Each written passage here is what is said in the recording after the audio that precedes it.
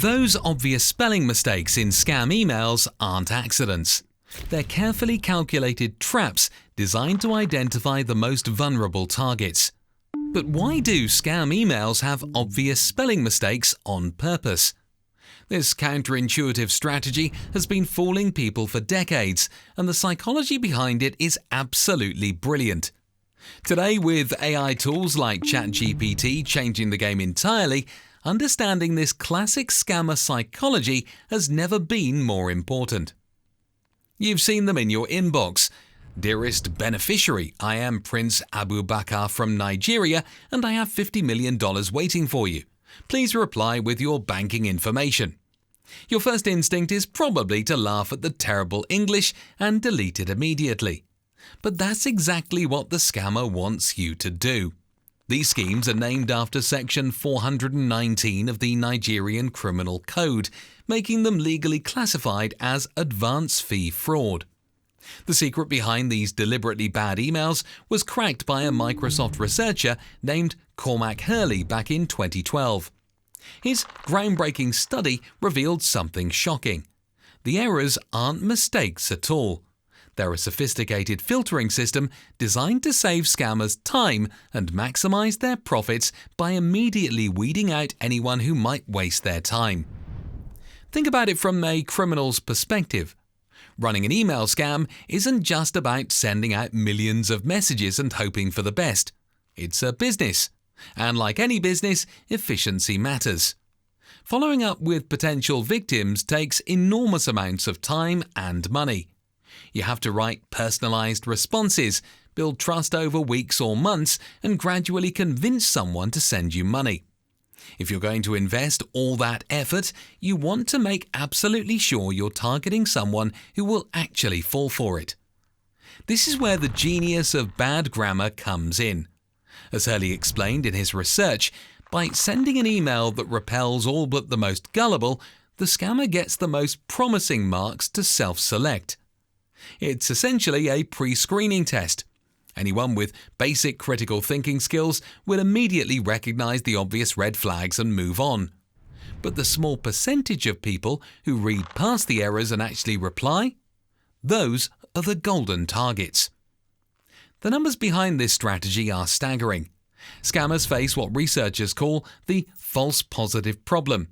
For every genuine victim who might send money, there are thousands of people who might respond out of curiosity, boredom, or just to waste the scammer's time. If only 0.00001% of the population is actually vulnerable to these scams, then mistakenly pursuing even a small portion of the remaining 99.999% destroys all profit potential. Let me put this in perspective with some real statistics from the FBI Internet Crime Complaint Center. In 2024 alone, cybercrime losses reached $16.6 billion, representing a 33% increase from the previous year. Business email compromise schemes caused over $2.7 billion in reported losses in the United States. These aren't small-time operations.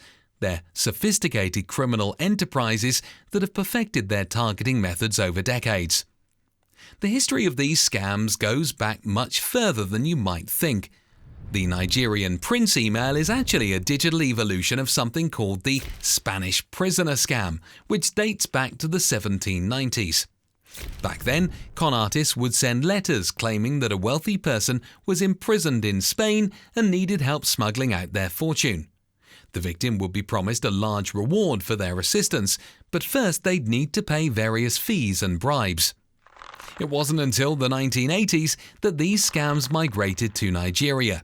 And by the 1990s, the internet allowed scammers to reach a global audience with minimal effort. The scam became so associated with Nigeria that it's now commonly called a 419 scam, named after Section 419 of the Nigerian Criminal Code for fraud.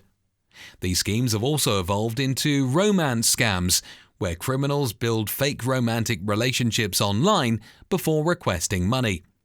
Approximately 51% of all advance fee fraud emails still originate from Nigeria today, with another 34% coming from other West African countries. But here's where things get really interesting. The deliberate use of poor English serves multiple purposes beyond just filtering out smart targets. Anti-spam software and phishing detection systems work by analyzing email text for suspicious keywords and patterns. By purposely misspelling words, scammers can slip past these automated filters. Instead of writing free mortgage quotes, they'll write free mortgage quotes using the number 0 instead of the letter O. There's also a psychological element at play. Because most people aren't perfect writers themselves, they might actually feel a subconscious connection to emails with minor errors. These mistakes make the messages seem more human and relatable, which can help scammers build rapport with their intended targets. The cultural impact of these scams has been enormous, particularly in Nigeria. While the criminal activity represents a tiny fraction of the population, it has unfortunately made the entire country synonymous with fraud in a way that's virtually unprecedented in history. This has caused significant damage to Nigeria's international reputation and has frustrated countless honest Nigerians who face suspicion when conducting legitimate business online. Interestingly, within Nigeria itself, there's been a complex cultural relationship with these scammers. While the activity is illegal, successful scammers have sometimes been viewed as local celebrities in certain regions. This phenomenon even spawned a hit song called "I Go Chop Your Dollar" by Nigerian comedian Nkem Owa in 2005, which became an unofficial anthem for 419 scammers before being banned by authorities. The song included lyrics like "Oyenbo man, I go chop your dollar. 419 is just a game. You are the loser. I am the winner." 2 years after releasing that song, Owa was arrested in Amsterdam as part of a crackdown on lottery-based scams, highlighting how seriously international law enforcement had begun taking these crimes. The Nigerian government has made significant efforts to combat these scams. In 2004, they formed the Economic and Financial Crimes Commission, and in 2009, they adopted smart technology developed by Microsoft to track fraudulent emails in a system dubbed Eagle Claw. These efforts have had some success, but the fundamental economics of the scam model remain attractive to criminals. One of the most entertaining aspects of this whole phenomenon has been the emergence of scam baiters, people who deliberately waste scammers' time by pretending to fall for their schemes. The most famous of these is probably British comedian James Veitch, whose TED Talk about replying to spam email has been viewed over 59 million times, making it one of the most watched TED Talks ever. Veitch's approach was brilliant in its simplicity. As he put it, "All I'm doing is wasting their time. And I think any time they're spending with me is time they're not spending scamming vulnerable adults out of their savings." His correspondence with scammers became legendary, involving increasingly bizarre demands for toasters and gummy bears that led the criminals down elaborate rabbit holes. But now we're entering a new era that threatens to completely upend this entire dynamic. The rise of artificial intelligence, particularly generative AI tools like ChatGPT, is eliminating the spelling and grammar errors that have long been reliable tells for identifying scams. Since ChatGPT launched in November 2022, there's been a steady rise in AI-generated spam emails and phishing attempts, with the proportion peaking at 51% in April 2024, according to security researchers. This development is genuinely concerning because it removes one of the most obvious red flags that people have relied on for decades. According to security experts and the Anti-Phishing Working Group, gone are the days when you could identify a phishing email by spelling mistakes or incorrect grammar. AI can now produce perfectly written, highly convincing messages that are much harder to detect.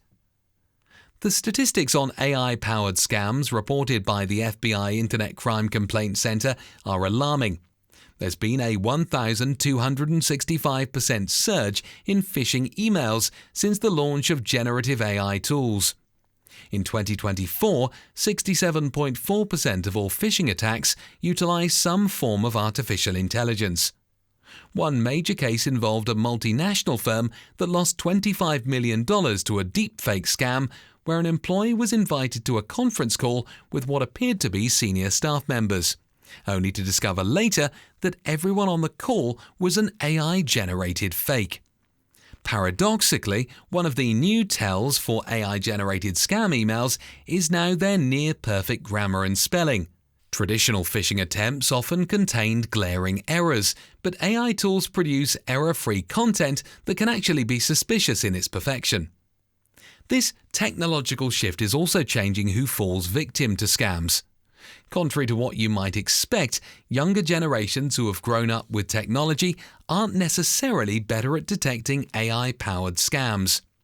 Gen Z individuals are actually 3 times more likely than baby boomers to fall for online scams, possibly because they're more trusting of digital communications or less suspicious of sophisticated-seeming messages. However, elderly people remain disproportionately targeted, particularly for certain types of fraud. According to FBI Internet Crime Complaint Center data, victims over 60 lost $385 million to real estate and payroll fraud schemes in 2024 alone, and senior citizens experienced a 40% increase in voice phishing attacks over the last 2 years. The evolution of email scams represents a fascinating case study in criminal innovation and adaptation. What started as crude letters about Spanish prisoners has evolved into a global cybercrime industry that generates hundreds of millions of dollars in losses each year. The deliberate use of spelling mistakes was perhaps one of the most counterintuitive but effective strategies in this evolution, a brilliant application of behavioral economics to criminal enterprise. But as we move into an era where artificial intelligence can write perfectly natural-sounding English, we're seeing the end of an era. The obvious typos and grammatical errors that have protected millions of people from falling victim to these scams are disappearing. That means we all need to develop new skills and awareness to protect ourselves from AI-generated phishing attempts. The key lesson here is that criminals are often much smarter than we give them credit for. As cybersecurity expert Joseph Steinberg put it, so the next time you receive a scam email that contains all sorts of errors, don't dismiss the sender as stupid. Scammers, sadly, are often quite smart. Understanding the psychology and economics behind these schemes helps us appreciate just how sophisticated modern fraud has become. Those spelling mistakes weren't signs of incompetence. They were calculated business decisions designed to optimize criminal profits. And as technology continues to evolve, so too will the tactics used by those who would exploit our trust and vulnerability. The next time you see an obvious fake email in your inbox, remember that you're witnessing the product of decades of criminal innovation. The bad grammar isn't an accident. It's a feature, not a bug. And in our new AI-powered world, we'll need to be more vigilant than ever to protect ourselves from increasingly sophisticated deception.